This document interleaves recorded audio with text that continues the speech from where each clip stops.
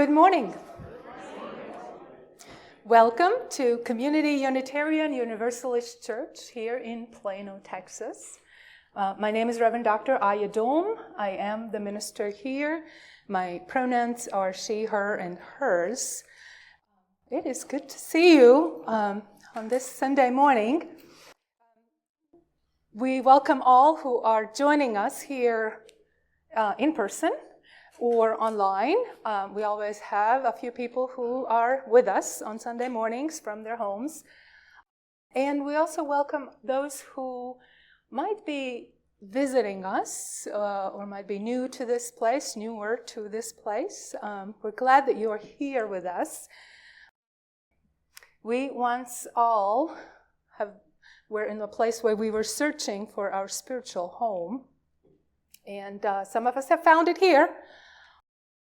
And it is part of that journey of searching for something larger than ourselves. Something to which we can belong, to have a sense of rootedness as that we can hold as we search for meaning in our lives, around in the events that are happening. Here, too, we continue to do that. We continue to search for meaning, for rootedness. We don't always do it perfectly because we do not strive for perfection. We strive for connectedness and authenticity. So whether this is your first time to worship with us or the 100th time, we hope that you will find here some questions that will stretch you, people who will offer you care and support, and liberal religious values that will challenge you to join in with us, to love boldly, live justly, and welcome radically. Today is the last Sunday of the church fiscal year. Starting from tomorrow, we start our next fiscal year, and that means our new board takes on their responsibility.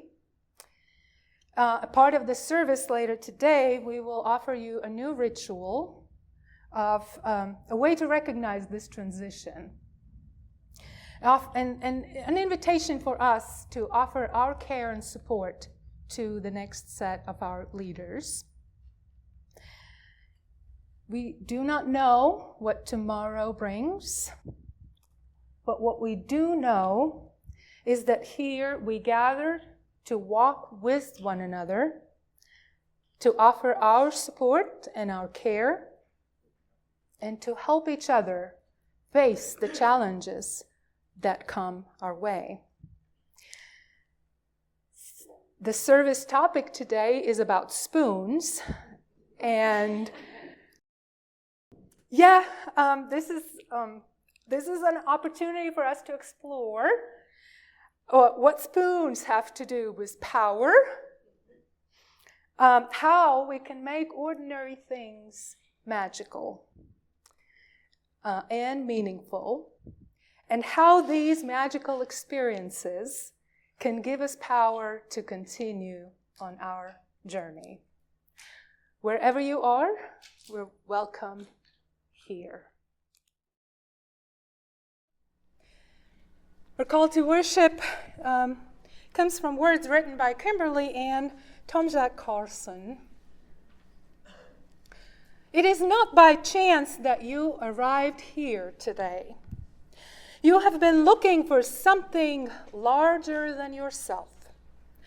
Inside of you, there is a yearning, a calling, a hope for more, a desire for a place of belonging and caring.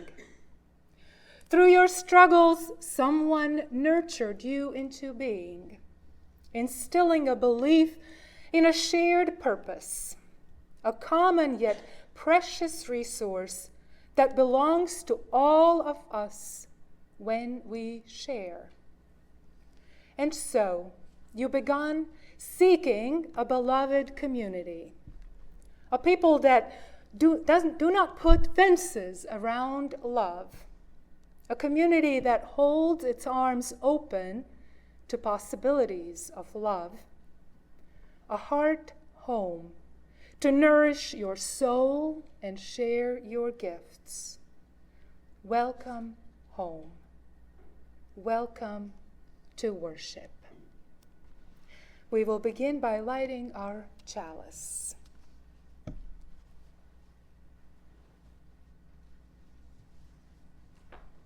We will begin by lighting our chalice, a symbol of Unitarian Universalism and the light of hope.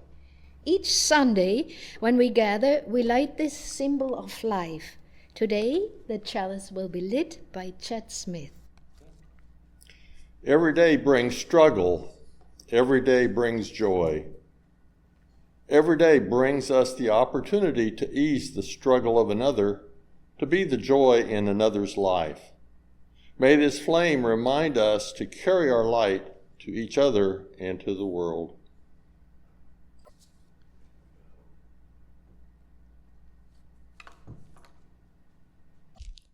A covenant is the promise we make with one another about the way we will walk together as a community, a congregation.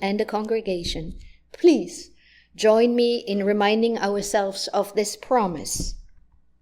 The words and service is its law. This is our great covenant, to dwell together in peace, to seek the truth and freedom, and to help one another. So today we heard a story about the spoon of power. Spoons are the oldest utensils that humans have used. Very early spoons were natural objects like seashells or curved chips of wood. The 1700s standardized the spoon into its current shape. And then Industrial Revolution made it all widely accessible. There are some fun facts about spoons, and I know you would want to hear them. Ice cream. No. In medieval Europe, spoons were highly personal, expensive, and they were carried in pouches as a status symbol. The phrase, "born with the silver spoon in your mouth," generally comes from this practice where the wealthy were gifting silver spoons to other rich people. We know that in the 16th century England, it was customary for wealthy aristocrats to gift a set of 12 or 13 silver spoons at christenings, with each spoon featuring a saint or an apostle. British monarchs still to this day are anointed with a ceremonial silver spoon. The oldest piece of the royal regalia that is used in British coronations, and it dates back to the 12th century. The holy oil is poured from a gold eagle-shaped flask called the ampulla into this 12th century coronation spoon. Then the Archbishop of Canterbury dips his fingers into the spoon to anoint the monarch on the hands, breast, and head. We also know that spoons are not just utensils, they are also musical instruments. Often more as a percussion instrument. So musicians strike two spoons together to create a rhythmic clicking sound, and voila, music happens.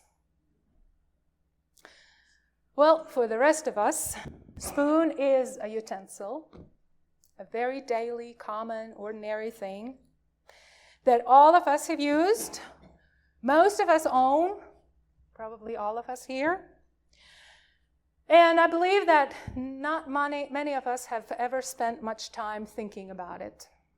not as much as today. And even less have thought about a spoon to be something magical.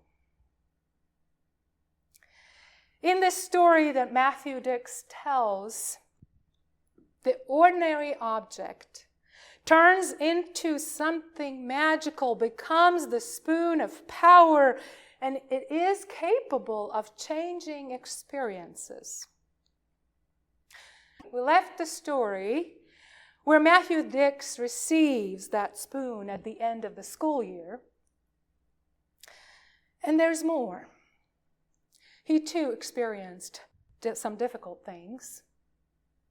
As a teacher during the year of COVID, he faced pandemic protocols, terrified children and parents. Many of his students and parents and friends getting sick, including his wife and his own parents. Matthew's grandparents died, and somehow he managed to have the best year in his teaching career, because he had a chance to make an enormous difference in the lives of children and their families. And part of that success was because he had the spoon of power to help him. And during that year, he used that spoon more than he had ever done before. Almost every day, one or more of his students wore that spoon around their necks. Even a colleague got to wear it one day. And he probably is the only teacher in the whole country with the spoon that had that power to make a child's day better, simply by telling them the story of the spoon and Jamie about the magic, and then dropping that spoon around their neck. The spoon was found about 2 decades before pandemic at the bottom of the leaf pile, but it became the most valuable teaching tool, all because of that red-headed boy who saw power in something as simple as a kitchen spoon and managed to keep it away from his teacher. Do we see potential of magic in ordinary things around us? Is there a way for us to use ordinary things to create magic? Whether we believe in magic or want to argue about what kind of power that spoon may have had, we recognize that Jamie and the kids used the spoon to care for one another. What they had was the ability to notice when someone was going through a difficult time and then gather around with a touch of support and care, offering what they had to help the other, to empower the other in a form of spoon. This ability to notice, ability to care and feel and do something appropriate for the other person is called empathy. Carla McLaurin, the author of The Art of Empathy, says, empathy is a social and emotional skill that helps us feel and understand the emotions, circumstances, intentions, thoughts, and needs of others, such that we can offer sensitive, perceptive, and appropriate communication and support. It is not just the feeling and understanding the emotion of others. Empathy is active. It requires for us to do something as she said, to offer sensitive, perceptive, and appropriate communication and support. We may be familiar with the golden rule: treat others the way you want to be treated. But in order for us to practice empathy, we do not need the golden rule. We need the platinum rule. And the platinum rule is treat others as they would want to be treated. Not how I want to be treated, but as how the other person would want to be treated in this moment. It is different because it requires us to put aside our ideas, our ways of logically thinking about the issue, and then attempt to view the world from another person's perspective. And we have the capacity to do that if we develop it, because the neurons in our brain become more active when we experience pain and when we witness someone else experiencing pain. Just think about how many of us here have cried just watching a movie, right? As human beings, we're also taught to practice exclusion in order to maintain our identity. Another scholar, Miroslav Volf, in his book Exclusion and Embrace, explores how we learn to figure out to whom we belong as part of constructing our identity, who we are, and differentiating ourselves from others. In this way, we develop what he calls a tribal identity, and it helps us to define who we are and who is the other. The other is not us, and that is where the struggle begins. The attempts to exclude the other from the resources, from the privileges, from freedoms, in order to solidify that tribal identity and power. And this is at the core of the control over women, conquest of lands, exploiting labor, enslaving people.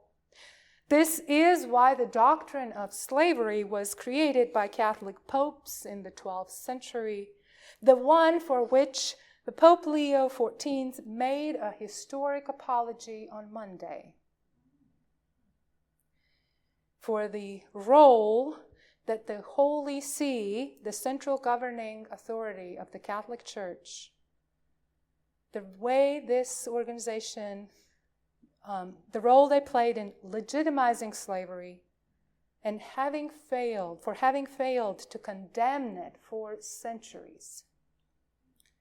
The Pope called it the Vatican's record as a wound in Christian memory. He is the first Pope to condemn the doctrine of discovery.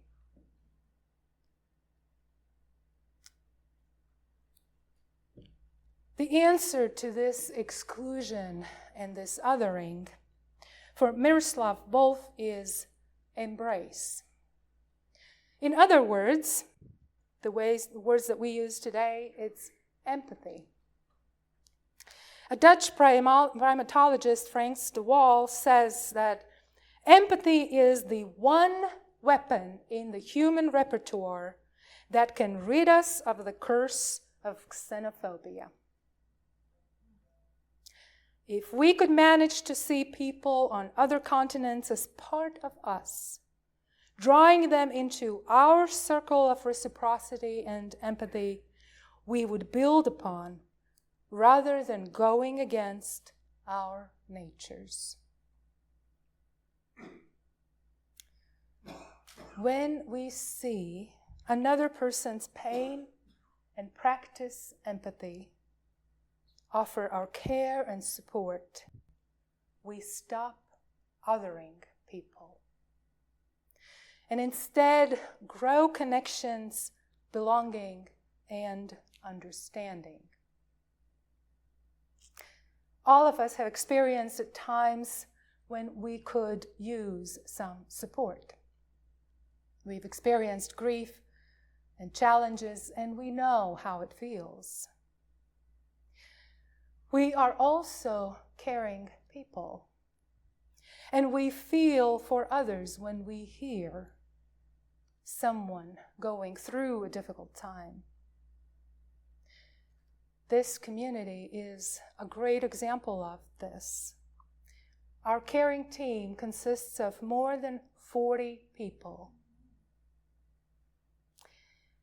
A clear sign that people here care for each other. These are the people who write cards, make phone calls, visit our homebound, bring casseroles and other meals. And yes, we're back to our spoons. The ordinary thing that we do, a meal, a card, a conversation, a small gesture that means so much in lifting up our spirits and reminding us that we are not alone, that there is someone thinking about us and will give time and effort to express that care. This gesture becomes magic in our hands.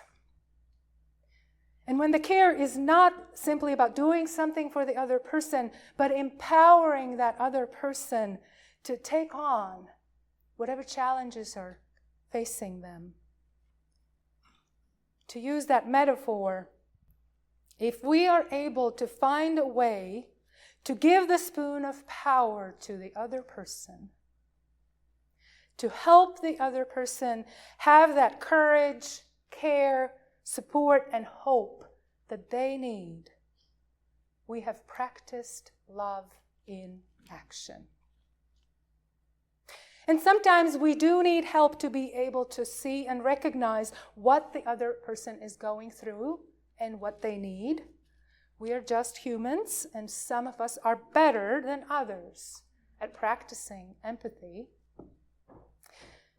So I would encourage you to reach out to the caring team so that we have that opportunity to practice our care, become better, and learn what truly the other person needs.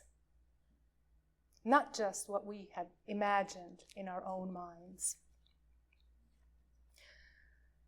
When we notice others, when we pay attention and are willing to listen and offer that caring response that allows another person to recognize their own ability, we have engaged in a practice of care. And yes, we take turns to do that, because we have a very special spoon of our own, currently around Steve's neck. We have our spoon of power, and it is up to us to share it. As our worship this morning draws to a close, it's time now to extinguish our chalice, and Chet Smith will do that. Thank you very much.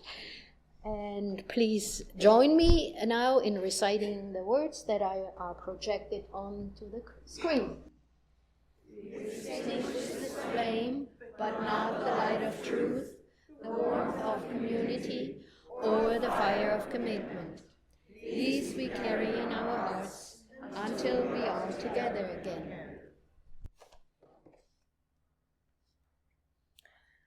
As we go forth, I offer these words by Cynthia Landrum.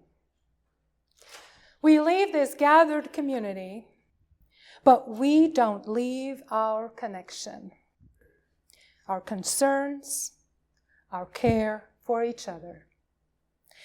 Our service to each other, to the world, and to our faith continues until we are together again, friends. Be strong, be well, be true, be loving. Let us go in peace.